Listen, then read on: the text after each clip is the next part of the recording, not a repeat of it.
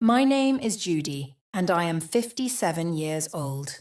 I live in a small town where life moves slowly and people believe they know one another well.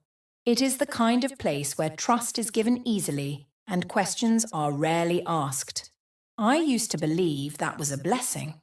Now I know better. After my husband passed away, my world grew quieter. Not empty, just still. I filled my days with routine, morning tea by the window, tending my garden, reading worn books whose endings I already knew. I liked the predictability, it made me feel safe. That sense of safety began to crack the day Daniel moved in next door. He was polite, helpful and charming in a careful way. He carried my groceries once, fixed a loose fence another time. He spoke kindly about my late husband, though I had never mentioned him. I noticed that, but I said nothing. At my age, you learn when to listen more than speak. Over time, Daniel found reasons to stop by often. Sometimes it was a borrowed tool. Sometimes it was advice he didn't ask for. He always seemed to know when I was home alone. When I mentioned my son lived in another town, his interest sharpened. "You manage everything yourself?" he asked once, smiling. "I do," I replied. His eyes lingered longer than they should have. Soon, small things felt wrong. A cupboard door left open, papers slightly rearranged. Once I returned from the garden to find my living room window unlocked. Daniel laughed it off. "Must have been the wind," he said, but I had locked it. Fear came quietly. It didn't scream. It whispered. And I listened. I did not confront him. I did not accuse. Instead, I prepared. I changed my routines. I moved important documents to a safe place and left ordinary papers behind. I wrote down dates, times, words he used. I installed a small camera near my hallway. Hidden, silent, patient.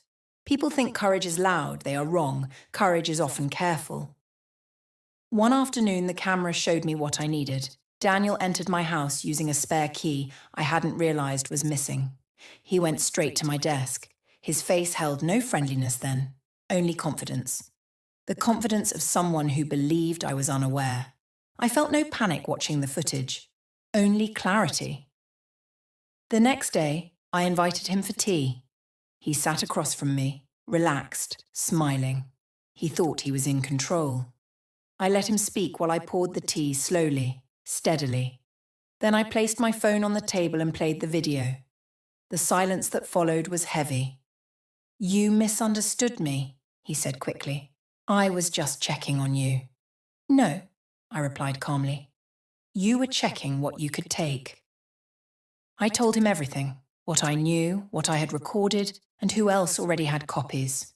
I did not raise my voice. I did not threaten. I simply spoke the truth. He stood up, anger flashing briefly before fear replaced it. He left without another word. The police came later. Apparently, I was not the first older woman he had targeted, just the first who noticed in time. Now, my home feels like mine again. The quiet has returned, but it is different, stronger. I sit by the window as I always have, sunlight warming the floor, my tea cooling beside me. And I smile. Because I learned something important. Age sharpens awareness. Silence can be armor. And wisdom, once earned, does not fade. Remember this, my dear. Never mistake calm for weakness. Some of us are simply watching and waiting.